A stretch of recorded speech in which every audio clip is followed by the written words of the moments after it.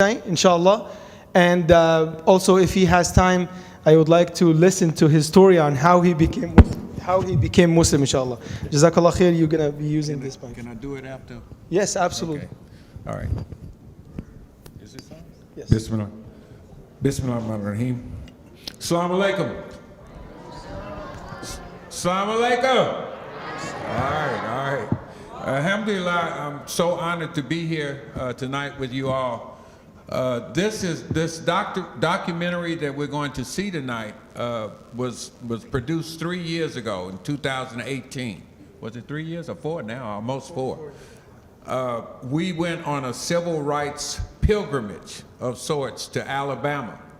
And you're going to see we went to several places. We spent around almost 4 or 5 days down there. We went to the Birmingham Civil Rights Institute. We went to the Edmund Pettus Bridge in Selma, Alabama. We went to Montgomery, and we went to the Southern Poverty Law Center, the Dexter Avenue Baptist Church, and also the Equal Justice Initiative, which is the group responsible for the commemoration for the lynching victims. And we also were there for the opening day of the lynching commemoration. So I was surprised because a lot of the information that I had already known it. In fact, I wasn't even planning to go at first, and when I went, I was surprised at how I felt about it. And I'll share that with you after we've seen the video. So without further ado, I'd like to go ahead and start the video. It's only 22 minutes long, and then afterwards we'll have questions and answers, inshallah. Assalamu alaikum.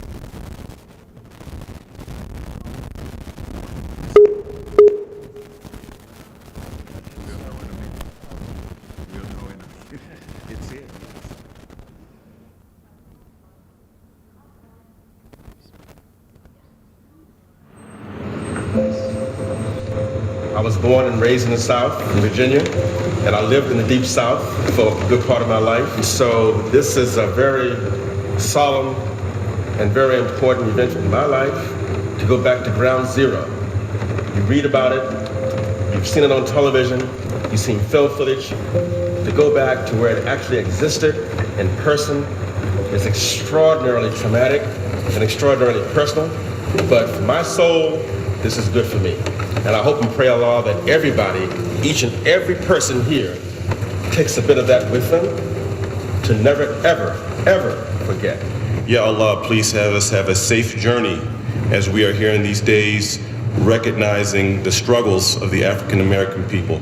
Ya Rabbil Alameen, please guard and secure and keep peaceful the hearts of those who are suffering trauma. Ya Allah, please have mercy upon our pious Muslim ancestors who gave their lives and shed their blood here on this land. Ya Rabbil Alameen. Subhan rabbika bi'izzati amma yasifun wa salamun ala al-mursalin walhamdulillahi rabbil alamin.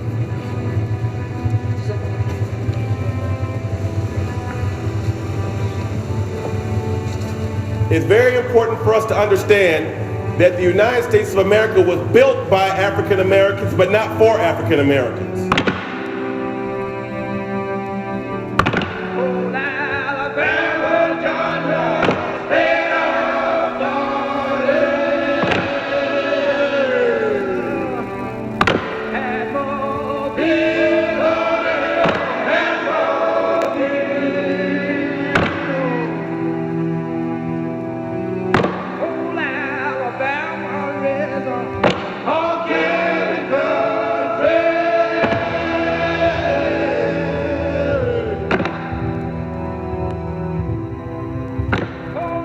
reason why you sit on this bus today, that you can sit on this bus and you can take this pilgrimage, is because somebody sacrificed for you to be able to take this pilgrimage. You have the privilege and honor of walking in their footsteps without the same risks to your safety. So I am grateful to be on this journey with you and those at CARE who take a lot of risks on behalf of our community. I think Muslims take a lot for granted. They're inherited the benefits of the civil rights movement. So they need to learn what that meant and how it's playing out today. And then understand that, you know, these people stood up when it was hard to stand up. Birmingham, Selma, Montgomery, that's hallowed ground, historically hallowed ground.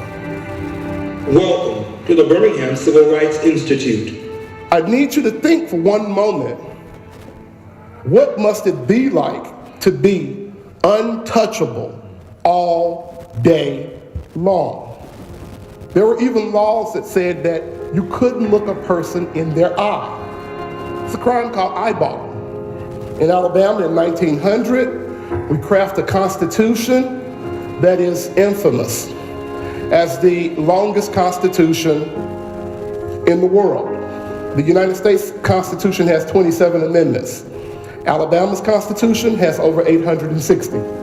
On this wall, I have my victim who is reading these segregation ordinances, and since she's doing so, I'm going to get her to read them out loud so that everybody can hear them. It shall be unlawful to conduct a restaurant or other place for the serving of food in the city, at which white and colored people are served in the same room, unless such white and colored persons are effectually separated by a solid partition extending from the floor upward to a distance of 7 feet or higher, and unless a separate entrance from the street is provided for each compartment.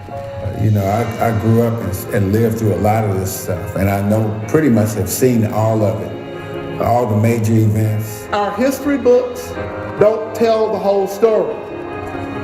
And my mother used to say, half the truth is a whole lie. Now, as we look at these two classrooms, the boards are very different. The floor is different. The books here would not go over there until this classroom was done with those books. They were all worn out. Some of them, sometimes the information's outdated. And let's just be honest. Some people would write things in these books because they knew where these books were going. Some teachers would have what they call erase day, where you'd open your book and you had to go through it looking for ugly messages that had been left by the kids that had the books before. There was no 11th grade and a 12th grade for a person of color because you were heading to that mine. If you were female, you were heading to somebody's kitchen, or you were heading to their home to take care of their children and take care of their family. Our mission statement at the Birmingham Civil Rights Institute is to take the lessons of the civil rights and human rights movements from the past in our present to try to chart a better future. At what had to be the lowest point of the American Civil Rights Movement, Dr. Martin Luther King was urging people to continue. And that's what a leader does. A leader takes you at your lowest point, picks you up, and reminds you why you started whatever it is in the first place. All in favor, let it be known by standing on your feet. All black people ever got from Congress was debate. All they ever got from the president was rhetoric. No, we are not satisfied, and we will not be satisfied until justice rolls down like waters and righteousness like a mighty stream. On Good Friday, Martin Luther King is going to be arrested. Bull Connor puts him in isolation, does not allow him access to the outside world. This was to shake Birmingham in their faith in Dr. King. And so he can't let that go without a response. And so he pens the letter from a Birmingham jail. These bars and that stool are the exact bars that Dr. King was locked behind when he wrote that letter. To understand the deep sense of dedication and determination that those people went through, they paid for the freedoms of African Americans with their very blood. Voltaire said the following. He said, if you could lead people to believe in absurdity, then you could lead people to commit atrocities.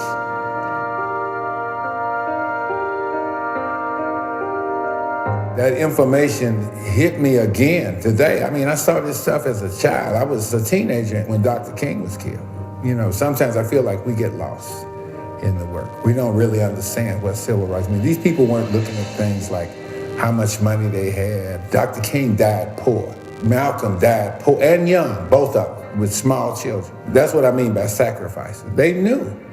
First Congregational is the only church in Birmingham, Alabama that had an interracial congregation. It was illegal for people of color and white people to worship together.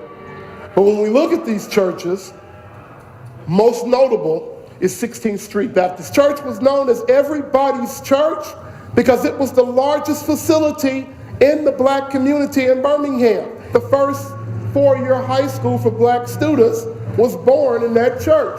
The graduations were held in that church. The first black bank in Birmingham was created in that church. And the name of the church, when it was first organized, was not 16th Street Baptist Church. The name of the church was the First Colored Church of Birmingham. All of these windows on this side of the church were destroyed except the one in the center here, the window of Christ. That window was damaged. The face of Christ is blown out of that window. So the bomb goes off, it blows the side of the church into the girls' bathroom. And 4 of the 5 girls that were in the bathroom were killed. 1 survived. The survivor's name was Sarah Collins, is Sarah Collins, because she's still alive today. She's 66 years old. She lost one of her eyes in the blast. Her sister, Addie Mae Collins, was one of the 4 girls that was killed. The other 3 young ladies that was killed was Denise McNair, Cynthia Wesley, and Carol Robinson. They did not die in vain. God still has a way of wringing good out of evil. And history has proven over and over again that unmerited suffering is redemptive. I was on my way to church when that happened. We haven't changed that much. We've made some progress, but we haven't really changed like we think we have. You know, a lot of this stuff was institutionalized. I don't think people really knew. There are many folks who didn't know that this was the law. Segregation was the law, just like immigration laws that we have now that are unfair. It's unspeakable. It's very hard to talk about it. It's very hard to articulate, you know, what happened here. And it wasn't that long ago either. And that's what is so frightening about it. To be honest with you, I don't know what my family was doing during the civil rights movement. And I think that would go to say that they were being complicit. Mass incarceration, unjust police shootings, the struggle has continued just in a very different way. That is absolutely devil. Never forgive. I shall never forgive. Never forgive. Never forgive.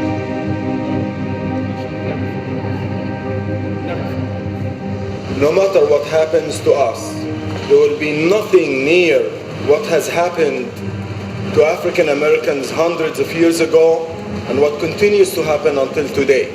People are in denial, and some people even don't believe that what happened has happened, and African Americans should forget about it.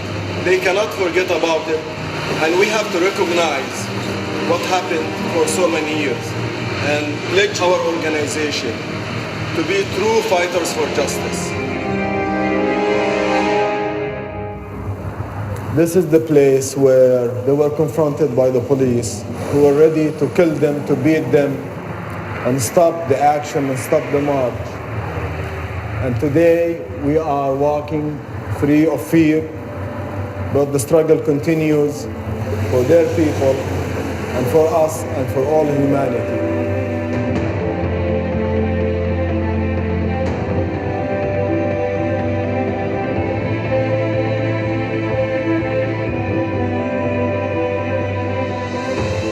So when these folks decided to go over that bridge, they already knew that on the other side of the bridge there was going to be potential violence, and they knew that some of them were going to lose their lives.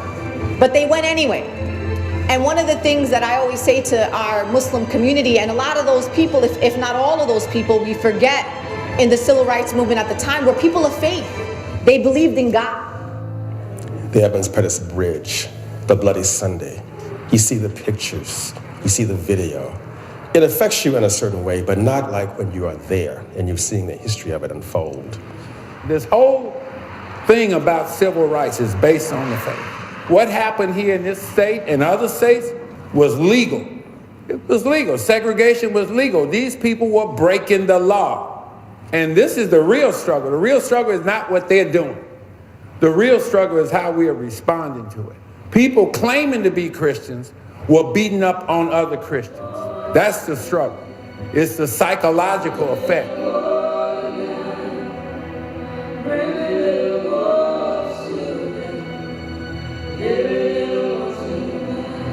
We saw the memorials there with graves. It was a gloomy weather, gloomy mood, somber mood. So nature was very compatible to my sentiments yesterday. People would be in church worshiping and come out and look for somebody to lynch as part of the afternoon entertainment. This wasn't just, are they mad because you did something? This is just entertainment. And people would have their families there. And today we got PG's ratings on television, and at that time they would allow their child to see a man being hung, quartered, lynched, burned alive, etc. People are not afraid of Muslims because of terrorism. Because no terrorism could have been any worse than what we experience here in this country. People are afraid of Muslims because they're on a trajectory to be prominent in this country. And nothing frees these people but faith. Allah subhanahu wa ta'ala says in the Quran, O mankind, we have created you from a single male and female and made you into nations and tribes so that you know one another. And we have been hearing horrifying stories about what humanity did to itself when it failed the basic test of knowing one another and appreciating one another. Muslims who live in Alabama, you're surrounded by legacy of oppression. What went wrong could go wrong again. What's the difference? We were not there hundreds of years ago.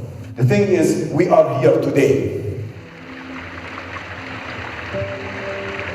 I use Islamophobia as a bridge to the civil rights movement in my presentation, just to kind of put people in a space and time. The African American churches were firebombed regularly during the civil rights movement, and not to say that African American churches are not still targeted, they are. But now we have the mosque that was firebombed in Florida. Mosques can't even be built. Communities can't even get a permit before they're being terrorized. And so the way I see Muslim community members targeted is the same way I see African American community members continue to be targeted. Some students came up to Morris and said, who are these other people you're talking about? We recognize Dr. King, but who's Medgar Evers? Who's Emmett Till? Well, already these names were lost to history. So we erected the memorial as a way to educate young people and adults. The thing that gets you is to think about the sacrifices that those people made, and absolutely facing death almost every day if they didn't toe the line that they were supposed to toe. Michael Donald was a 19-year-old black man that was abducted by two men who belonged to a group called the United Klans of America. 1981, abducted in Mobile, Alabama. They took him to a remote location, cut his throat, then brought him back to a neighborhood and hung him from a tree. This is often referred to as the last lynching. It's still going on. I mean, I've been around a minute, and we're still having police brutality and murder. The difference is the technology that we have now. We didn't have that technology in the past, but they were able to utilize television effectively. But still, you're seeing absolute issues that people are filming and putting on Facebook, and Twitter, Instagram, etc. In 1954 with Brown v. Board, which is said to mark the beginning of the modern American civil rights movement, the Supreme Court ruled unanimously that segregated schools were unconstitutional, overturning Plessy v. Ferguson that said that segregated schools were just fine. And it was that really inspired people to kind of start demonstrating and demanding change in their own communities. And then we start here with a plaque to each of the, we call them martyrs to the movement. I really appreciate being able to see their faces, and it simply states their name, date, and place of death. And certainly they were more than that. There were stories, there were people. We can see that some were children, some were young, some didn't even have a picture. John Reese was 15 years old and was killed in 1955, and his family did not have a picture of him before he was taken. We walked through the display and entered into the Hall of Martyrs. And that was overwhelming.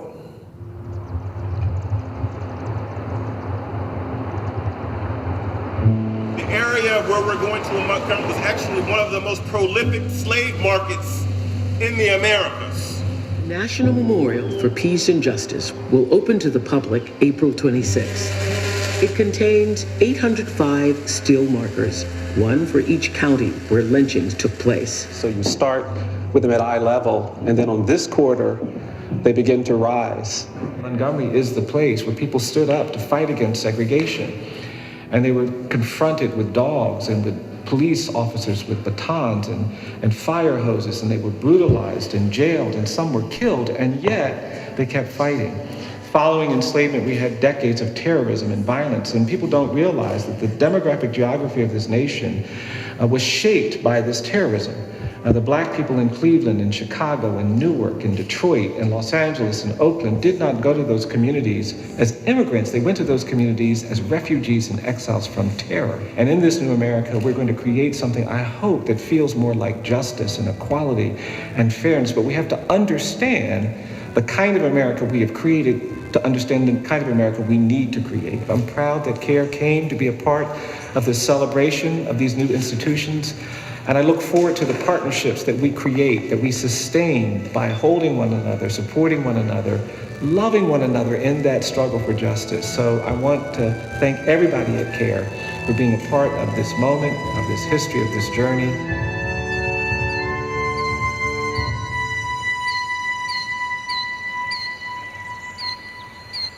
I don't know if the wounds ever close, but it's like reopening wounds.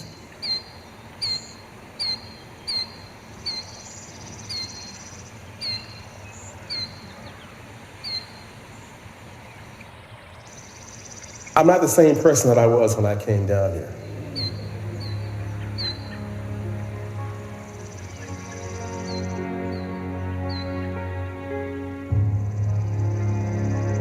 This was a life-changing journey, which everyone must take at least once in their lifetime, as we continue to struggle together for justice and equality for all.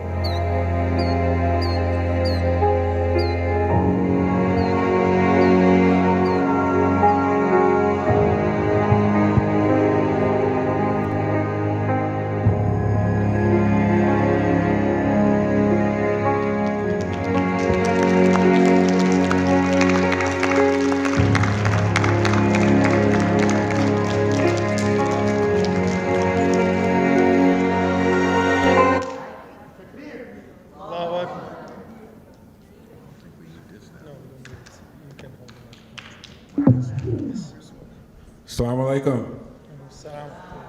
Okay, what did y'all think? Any questions? Yes, sir.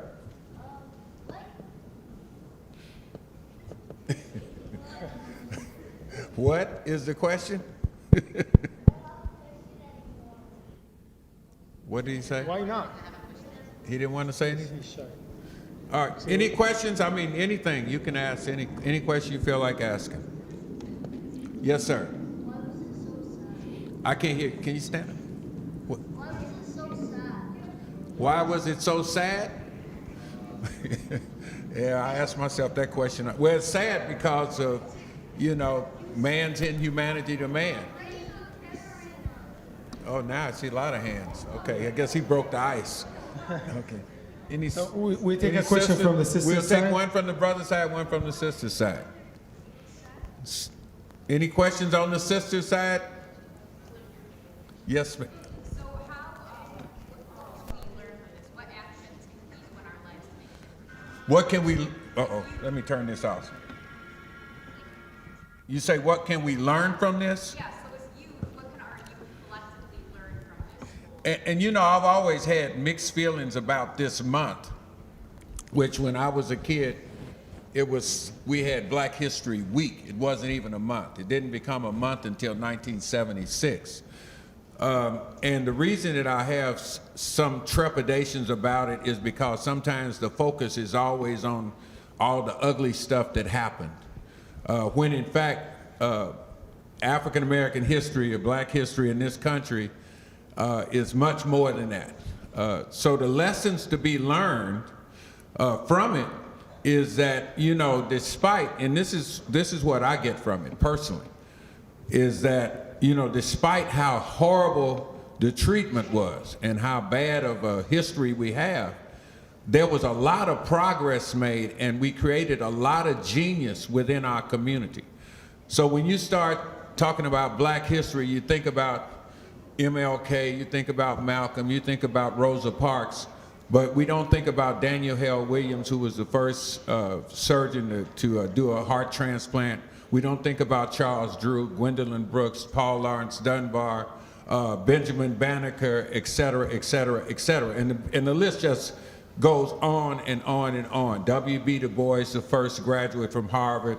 I mean, there's so much to be learned that even in the worst of times, or in the struggle, that people were making progress. And that's the lesson that we need to learn, is that we have a song that we used to sing. It was "We Shall Overcome," and that was constantly something that we constantly heard all our lives as children. You know, that we had to be better. If you need a BA or a BS degree, you have to have a master's to get. And if it took a master's, you need a PhD. But that was the world that we lived in. And so the lessons is that you have to continue to strive, that no matter what happens, you still have to live life and you still have to progress. And so I think, you know, we had a lot of fallout from this bad treatment. A lot of people had, you know, injustice.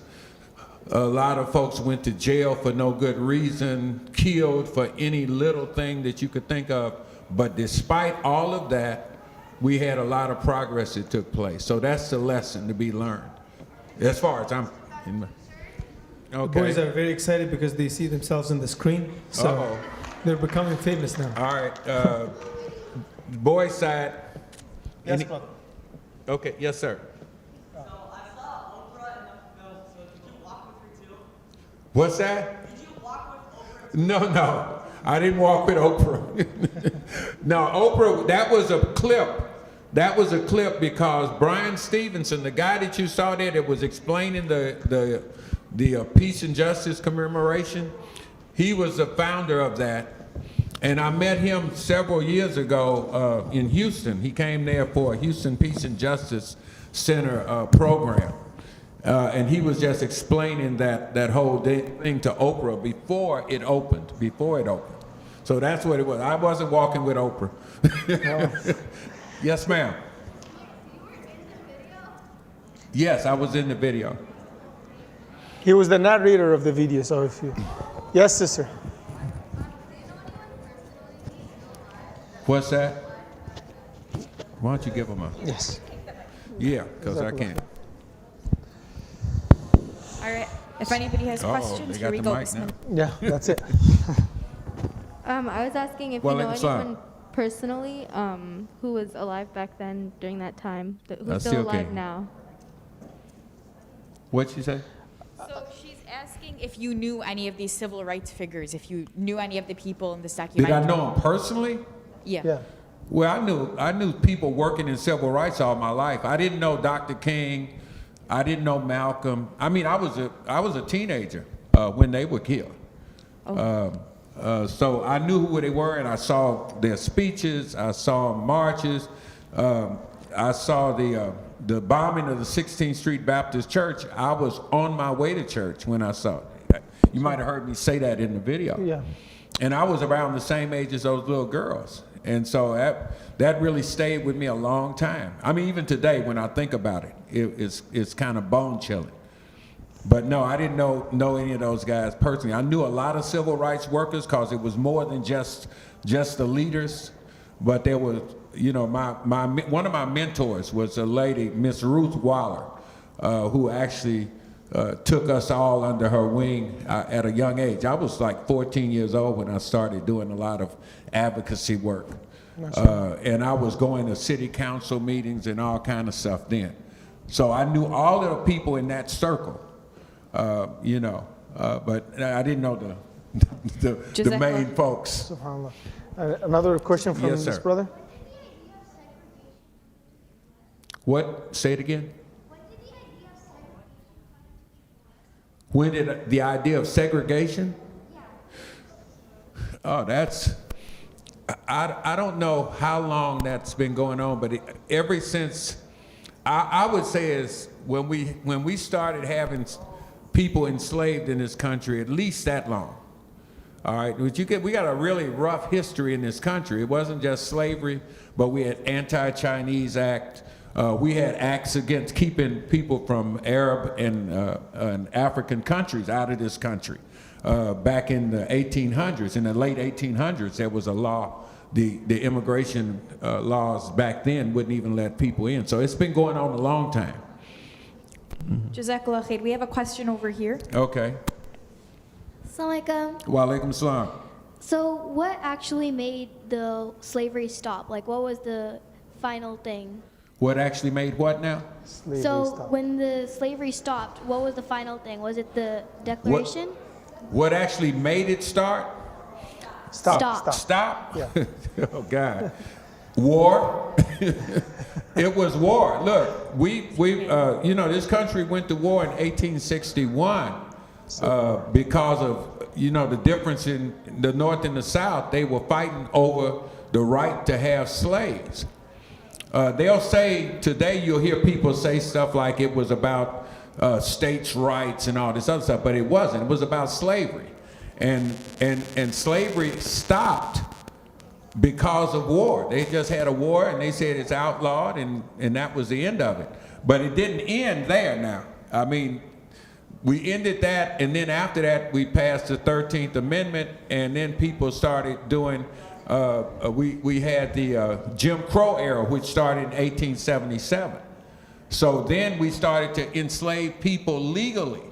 So say if you were jaywalking, or you like right now you might run a red light, you'd go to prison. You wouldn't go to jail, you'd go to prison for that. I'm just giving examples. Of course, they weren't driving in, but I'm just giving some examples. It's just real minuscule things that you could go to jail for, and then they would send you to prison, and you would be put back working a chain gang on a farm somewhere.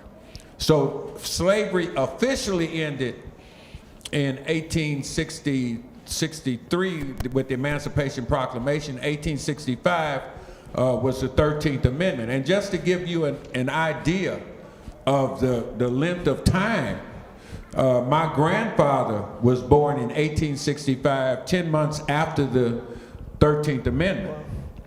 And he died in 1966, which is 101 years later. So he died 2 years after the Civil Rights Act of 64 and a year after the Voting Rights Act of 65. So that's what stopped it, was war. So, inshallah, our last question before my question, because I have a question for you towards the end. So I'll take this, brother. Go ahead. Yeah, bro. What's your name? Sadiq. Go ahead, Sadiq.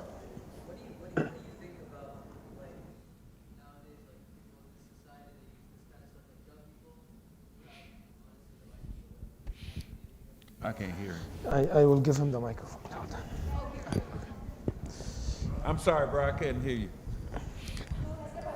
I don't know. You have you got the lavalier mic on. She's giving him the mic. Okay.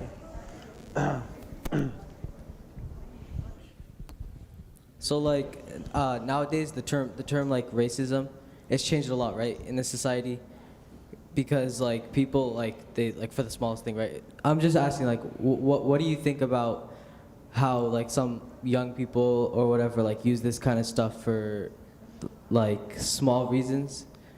Like, I don't know how to explain it. If you've been on the internet and stuff, this society, they've changed the term of a lot of things.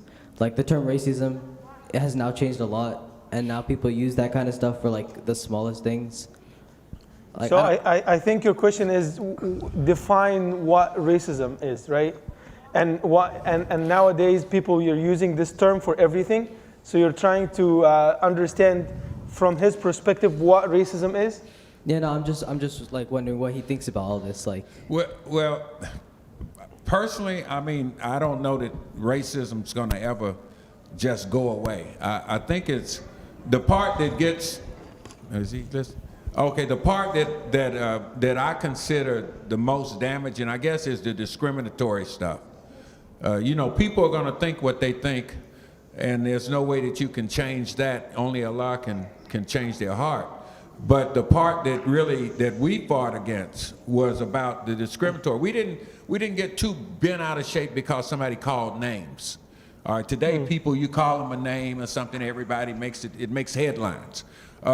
If you go back and look at any of the footage or any of the information from the past, you didn't see anything in the newspaper that said, oh, he called so-and-so the N-word, and then that made news. That didn't make news. All the concern was, can I work where my skills take me? Can I go get and be educated? Can my children be educated? And can I live where my money takes me? That was it. That was what we were fighting for. We were fighting for our rights, not necessarily trying to change people and trying to make them see us as human beings, etc. And that was the struggle. That was the real struggle. So that's where I would put the concern at. People are going to call names no matter what. When they get mad, they'll call your name, or even if they're not mad, they'll call your name. I don't get too bent out of shape over it. But it does signify that there's some issues going on with that person. Does that make sense? Okay. Jazakallah khair, Brother Mustafa Carroll, for this wonderful presentation and for educating our youth about the history of African Americans and you know, the civil movement. I guess I have a question for you before you leave. And that is, we really want to know about how you said that you became you know, an activist at the age of 16, correct? 14, mashallah. And so, and that's basically before you converted to Islam. So what made you think of reverting to Islam and taking the Shahada and starting a new journey from the beginning? Oh God. You want the long or the short? I want the long one. Okay. Well, I don't know. The long one, it takes. I had no idea I was going to be a Muslim. Number one. I went to college. When I went to college, I was on a path to actually being a pastor. My family. I come from a family of preachers and deacons. If you're not a preacher, you're a deacon or something in the church. And so the first thing that I asked when I got to campus was, where's the church? And I found where that was, and then you know, I was playing ball and stuff, and one of the guys I played ball with, we always had these political discussions.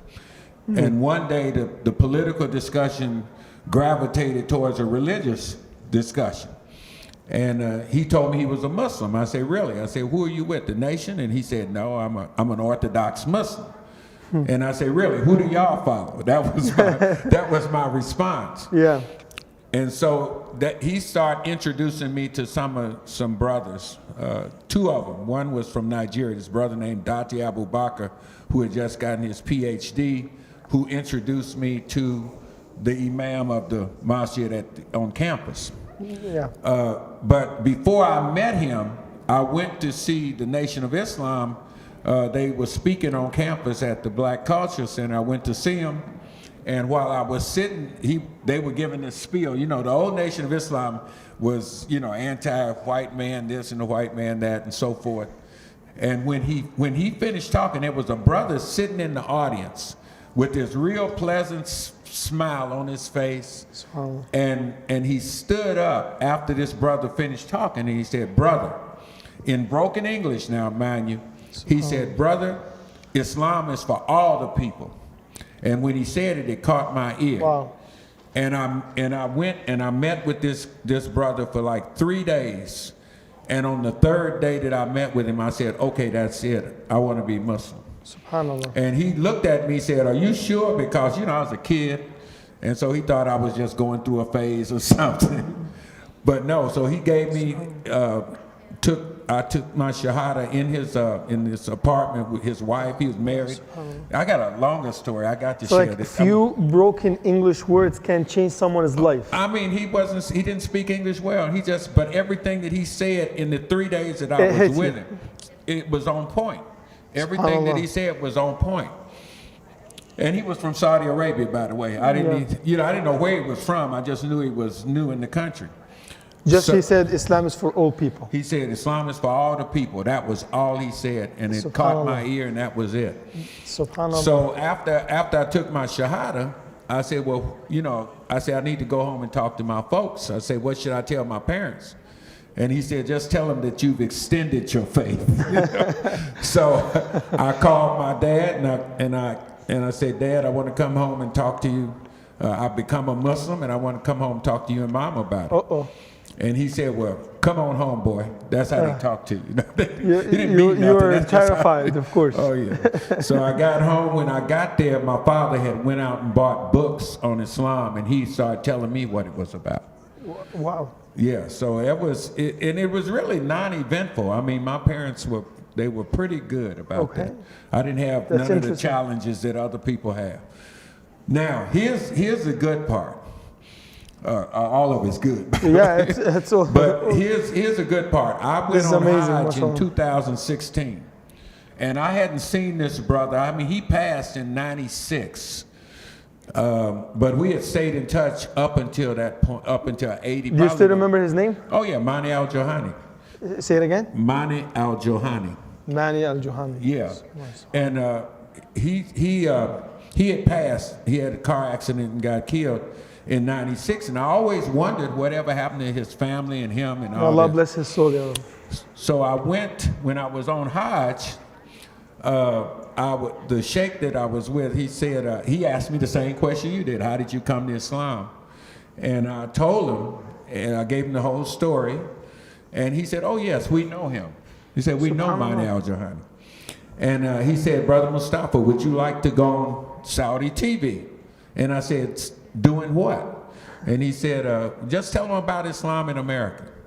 So I went to the station, to the Ministry of Information or whatever you call it, and we had an interview. And when I finished, we were walking out of the studio, and these 4 brothers approached me, and one brother said, Brother Mustafa, he said, you went to Indiana University. I said, yes. He said, I went to Indiana University. He said, do you know who this is? And he pointed to this guy. And I said, no, but he looks familiar. And it was Umar Al-Johani, the son of Mani Al-Johani. I met him. I saw him when he was a kid. He was like 4 or 5 years old when I was in college. And now here was son. I never dreamed that I would meet them. And I was just floored. I was floored by it. But unbeknownst to me, he had told him that if you want to see your father's work, go upstairs and meet Brother Mustafa. And that's how it happened. I was in tears for like 30 minutes. I couldn't even speak. This is very inspiring. It was real emotional. Yeah. Jazakallah kullu khair, Brother Mustafa. It was amazing meeting you, and it was our pleasure and our honor to get to meet you in person. Inshallah, we would like to have you again. And this masjid is always open for you, inshallah. We would love to have you educating our youth more, inshallah, about this subject. Jazakumullah khair. Brothers and sisters, inshallah, we are going now for something exciting. I cannot tell you now. You all know already? Okay. So you're gonna have pizza. Oh man, yeah, that is exciting. Of course. Can you please give Brother Mustafa a big round of applause, inshallah? Takbir. Takbir. So we want to say Jazakallah khairan to Brother Mustafa. So please tell him Jazakallah khairan. Barakallahu feek.